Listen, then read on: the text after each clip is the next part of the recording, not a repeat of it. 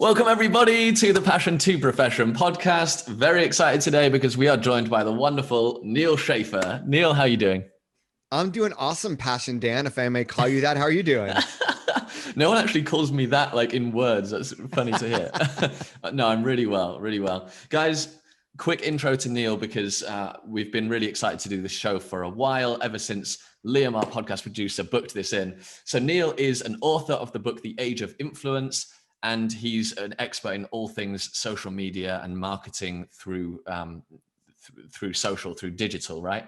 He's written this book. I'm excited to talk about the book, but he also hosts a podcast I'm excited to talk about as well.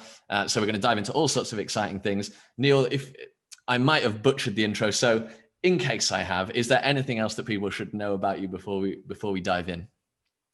No, I'm a, digital social media marketing author, consultant, speaker. I teach executives at a few universities. I was talking with Passion Dan before we started the podcast that, I've taken a content creator influencer route, but more in terms of consulting and working more B2B than creating courses and things working B2C.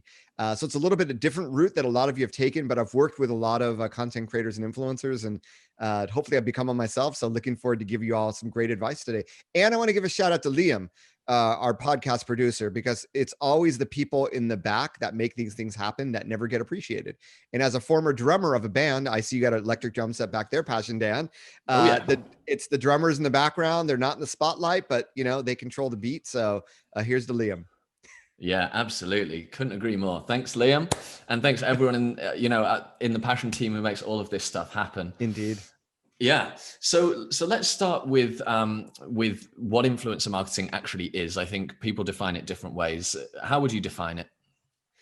Yeah. So, with especially with social media, we've seen this democratization of influence. And I think, if you're younger, you're not going to get this. But if you have a few years on your bones, when I was growing up, and I'm going to age myself here, I came out when Top Gun, the movie came out, I was in high school, right? And so Never heard of it. And the weekend after it goes out, right, one of my good friends shows up in a motorcycle, in a black leather jacket with a Tom Cruise haircut. Those were and all the girls wanted to look like Madonna. So yes, I totally aged myself, but 80s is cool again, right? And those were the influencers my age. You had to have been famous in traditional media. Now I look at my kids about the same age, and it's TikTokers, it's Instagrammers, it's YouTubers, it's people that frankly I've never heard of, right? And this is because influence has really become democratized from a few different channels like TV, radio, sports, to anyone and everyone. So anyone can become an influencer.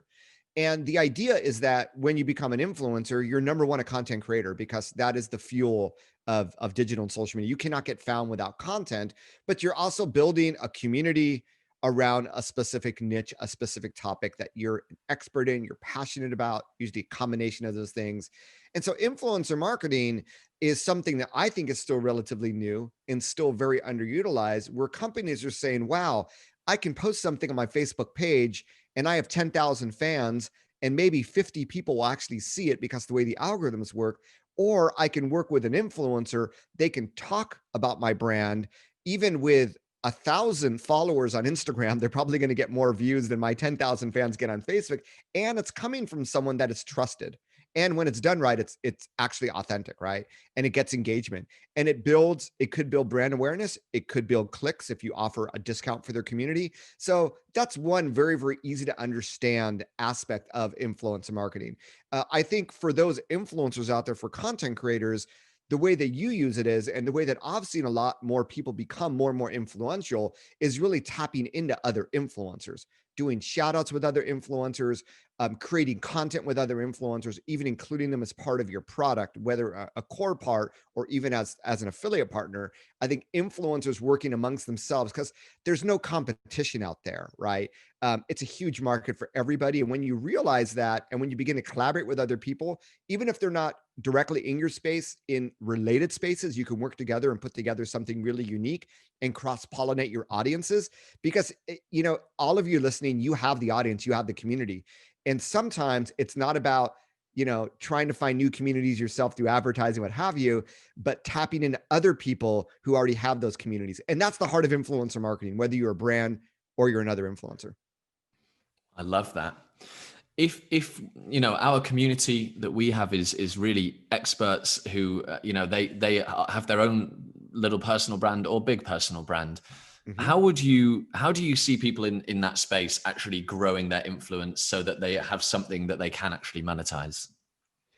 So growing your influence is about growing your platform, right? It requires content in different formats. It requires engagement. There is sort of a formula, and it really does come down to, first of all, your niche, right?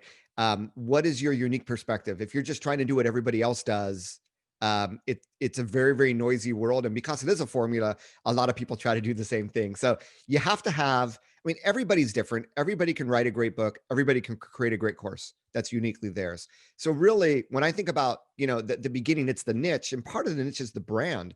Branding is about differentiation, right? It's also about showcasing your unique strengths. It's also about building an emotional connection.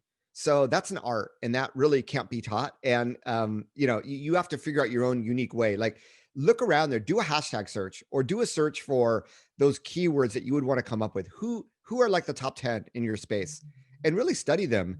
And as you study them, look for reasons why someone would want to follow you rather than them. So I think really a lot of people forget about that planning at the beginning to make sure that you are differentiating the market. Obviously, it comes down to the content. And you know what? It's not just about TikTok. It's not just about Instagram. You got YouTube. Some people still find success. I had someone yesterday, a dog influencer on Facebook with 50,000 fans, reach out to me from the UK. So, influence is everywhere. I've seen people build influence from podcasts, right? So, or from a blog. It doesn't matter what content medium you're in. It's really about finding the niche. The content medium feels comfortable for you, and really going from there. And it's constantly publishing great content. It's also about building a platform. Part of building a platform is having a website, because in my mind, the biggest influencer of everyone in digital media is someone named Google, right? And even though I'm a verified profile on Twitter, I'm a verified profile on Facebook, I have 15,000 followers on Instagram. I'm very active on Pinterest. Google still sends me most of my business, still sends me an overwhelming majority of my traffic. And at the end of the day, when people want to do business with me, they come to my website, where it builds credibility, trust, authority. And that's the first thing, is when I see, as a brand or as a person, I see an Instagram profile and it's like, DM me for more info, and there's no website. I'm like, who is this person? So I think number one is really having a website. It's going to give you immediate authority, but also it's going to give you, for your content, it's going to give you some additional exposure and help you build more influence. So the other two pieces, and I'll speed up here, is engaging with other people, engaging with people inside your community, outside your community. Be active all the time. Every single new person in your community adds more opportunity for you.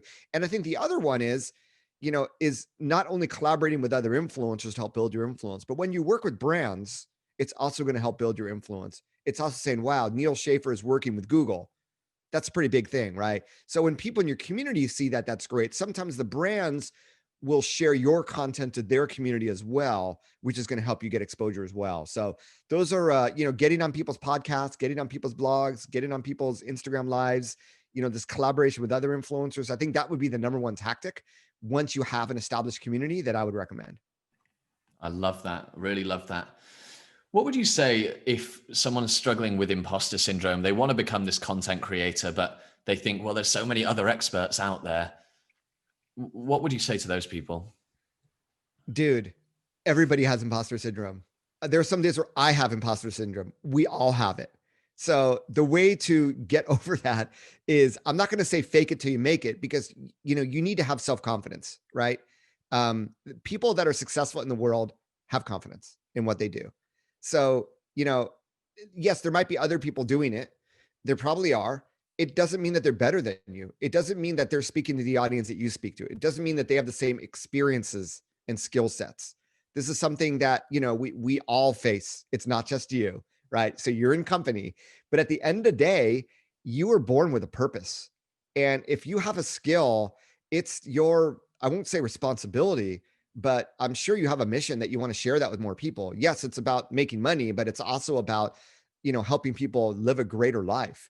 And to me, that is a greater mission. And it would just be a waste if you were on your deathbed thinking, what if I had done that course? How might have that changed my life? I don't want you to have any regrets in life. That's my number one motto. No regrets. Hashtag no regrets. You should always do it that way. Just do it. Just pull the trigger. The worst thing that's going to happen is you'll only get a few customers, or you'll only build a smaller audience than you thought. But guess what? Every entrepreneur fails 10 times before they succeed the 11th time. And one of my favorite quotes, motivational quotes that I like to use here, I don't know how many of you are ice hockey fans, but the great Wayne Gretzky said, "You miss 100% of the shots you don't take." It is so true. Oh yeah, love that quote. I also heard from Ryan Levesque, a great marketer as well. He wants to leave it all on the field. When he dies, he wants to be like, I left it all on the field. That's and a I great think one. I think that's awesome.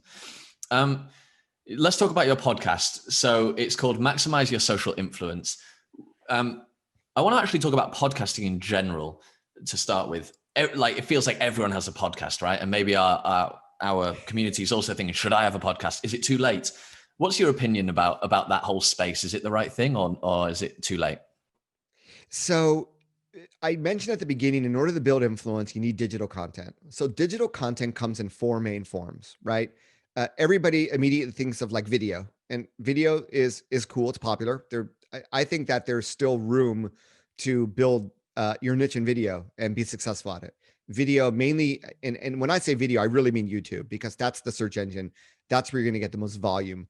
And I think that there's a lot, in many ways, there's less competition, because your video content on Instagram or on TikTok, unless it goes viral, which it doesn't 99% of the time, it's very short-lived until you have the next video, right? But on YouTube, that content lives on forever, and you're going to get views years later for your content.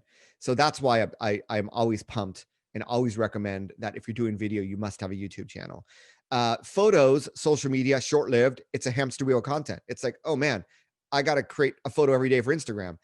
And the lifespan of each photo is just not that long, right? I mean, you need content, you need visual content, but I don't know if I would make that my number one strategic content unless I'm a photographer, unless I have really unique skill set. And then you have a blog. You need a website. You should have a blog for SEO purposes, but it's a very crowded and competitive landscape. And when we get to blogs, you're competing with businesses that also have blogs that have huge SEO budgets, right? And then we have podcasts. So I think that, of the formats, photo, video, and podcasting are the three ones where there's less competition for businesses, because they have to be more creative, they have to be more human, and they have to figure it out. And most haven't, because they want to promote and they want to be marketing. So those are the opportunities. And, when we compare these other three mediums, I find the opportunities today are in YouTube and in podcasting, and it's supply and demand. There's, I think there's like only 30 million video channels on YouTube. I forgot what the number was, but compared to the demand, it's very little. On podcasting, there's only like 1.5, 1.6 million podcasts out there. But look, every iPhone has an Apple podcast icon, right? And we know like 1/3, 1/4, 1/2 of the population in any given country listens to podcasts. So when we look at supply and demand, and we look at the longevity of how long that content lasts, when you do a podcast, I'm listening to episodes from Pat Flynn's Smart Passive Income podcast. I'm still on 2015, and they are still evergreen in value.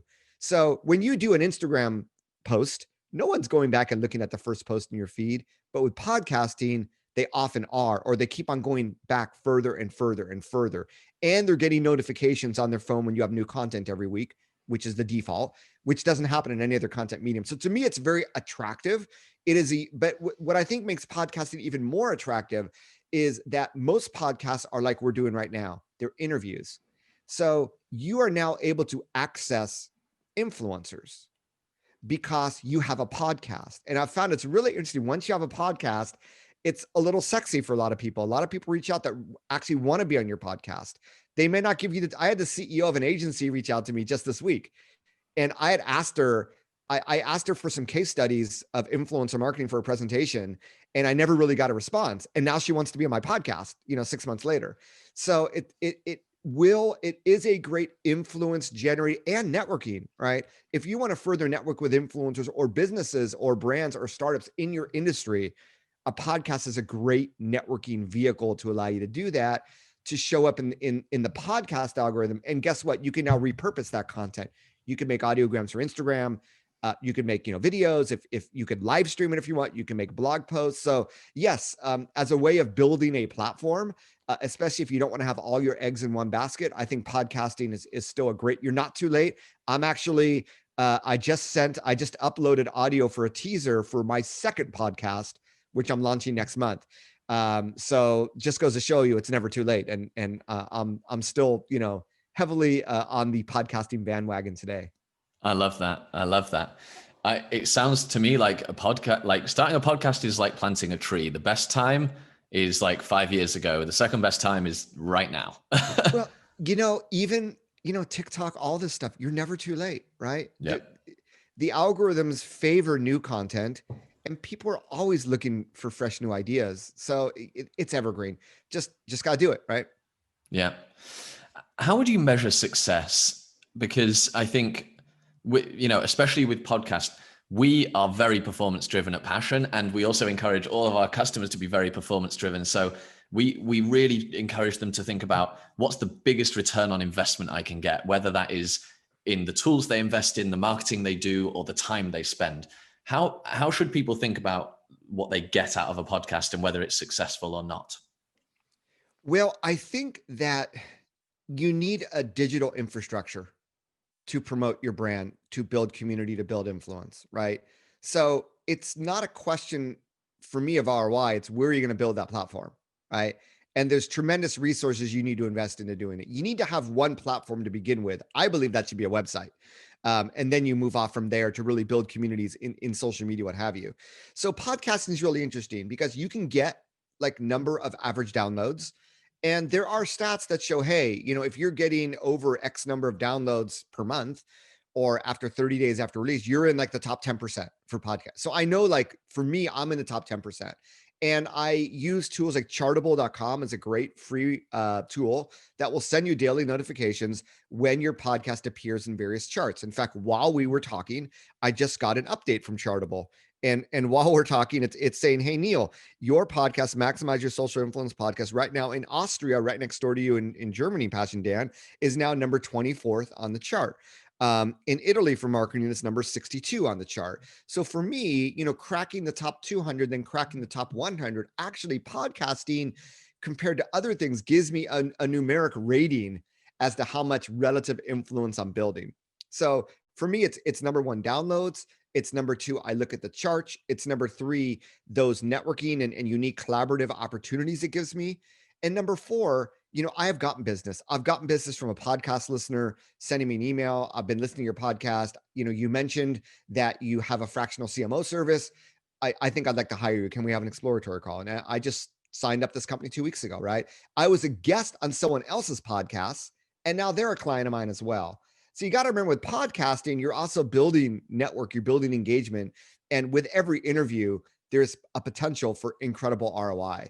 But at the end of the day, I started a podcast in 2013, and I went like every week for a year or two, and then I stopped doing it for a few years, right? And now I'm back on track over the last year, which is why I'm in my 7th year or 8th year. I'm only at episode number 188. And the reason is I lost the passion for it.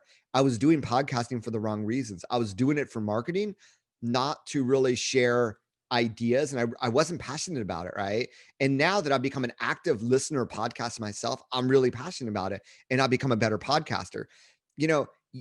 Everybody listening to this podcast, you have built your influence, your community, your business from your passion.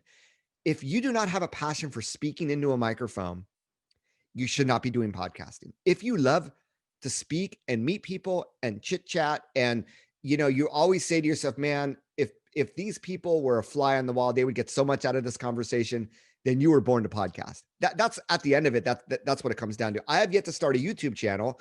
I do Instagram, I do blogs, I have yet to do YouTube because it's not in my core DNA to like shoot videos, right? There's still something holding me back.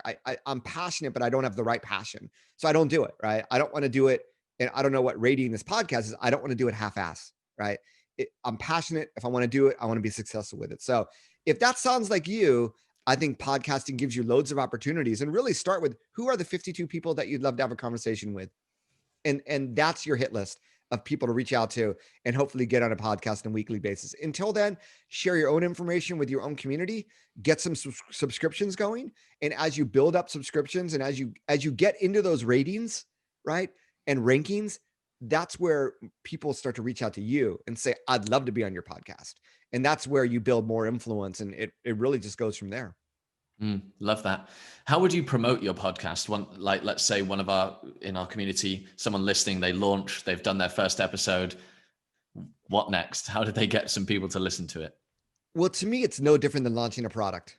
You've built a community across various platforms, and you need to utilize those platforms, right? The thing is, though, you want to save your promotional content for when you have something that actually has sales. So if I was to launch a podcast, and when I plan to launch this one, I plan to do a full-on campaign, make sure, check out the teaser, make sure you subscribe, what have you. But I don't like overly promote every episode. There are some podcasters, like every episode, they'll put like an audiogram on Instagram. And then when you go to their feed, it's just all audiograms and they all look the same, right? And I don't think that's a really, really good, experience for the Instagram readers. So every once in a while, I'll put a podcast there, but I promote it throughout social, Twitter, Facebook, LinkedIn, email. I have a dedicated page on my website. You can recreate blog posts. So there's, a few different things that you can do. But in all honesty, I think the biggest way to promote it is through the guests, of getting influencers on my show and asking them to promote it once it's done. And then just within the algorithms that each of these podcast apps are, getting reviews, getting ratings, getting subscriptions, getting downloads. That almost organically will help promote your podcast for you. Love that. You wrote a book and that was released this year in March, I believe, The Age of Influence. Can you tell us, what does that book cover? And also maybe a follow-up question, why did you decide to write it? Yeah, so The Age of Influence is less for influencers, although it does have a chapter on how to become an influencer, but it's more for marketers, for business owners, entrepreneurs, corporate marketers, to understand this huge business value of collaborating with influencers that they've misunderstood, because they think that every content creator only has fake followers or fake influence, what have you. And that's not the case. But influencer marketing is not just about TikTok or Instagram. It's about YouTube, it's about blogs, it's about podcasts, it's everywhere.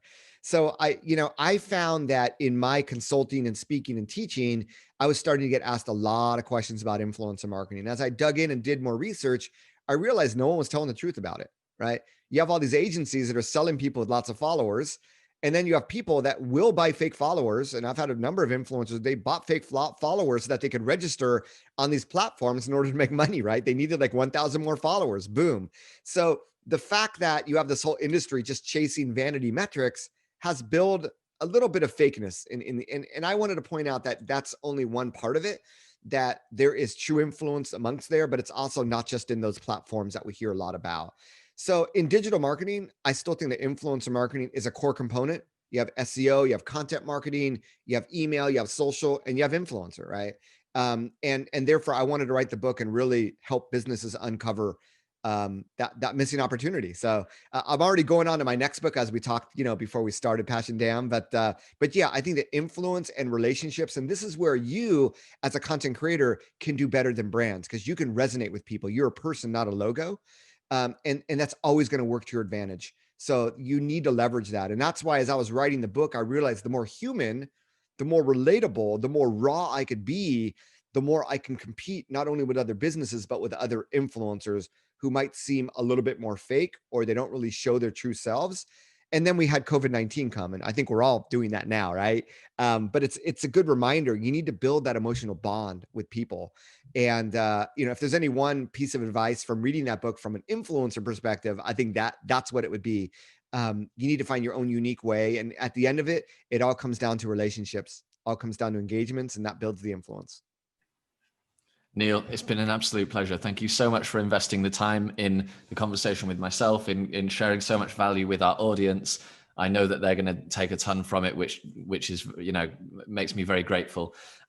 Let's say, people listening, they want to follow you, they want to connect with you. How can they do so?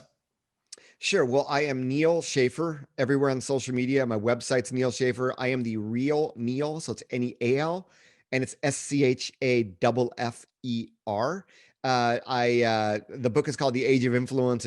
It's available worldwide. Fun fact for you, Dan, my book editor is actually lives in Berlin. I actually met him in Berlin before publication, one of my favorite cities in the world. And I have a podcast, the Maximize Your Social Influence podcast, if you want to dig a little bit deeper into some of the stuff I've been talking about. The real Neal. You certainly are. Thank you so much, Neal. It's been a pleasure. You guys, thank you for listening. Thank you for watching. Have a wonderful day and see you guys soon.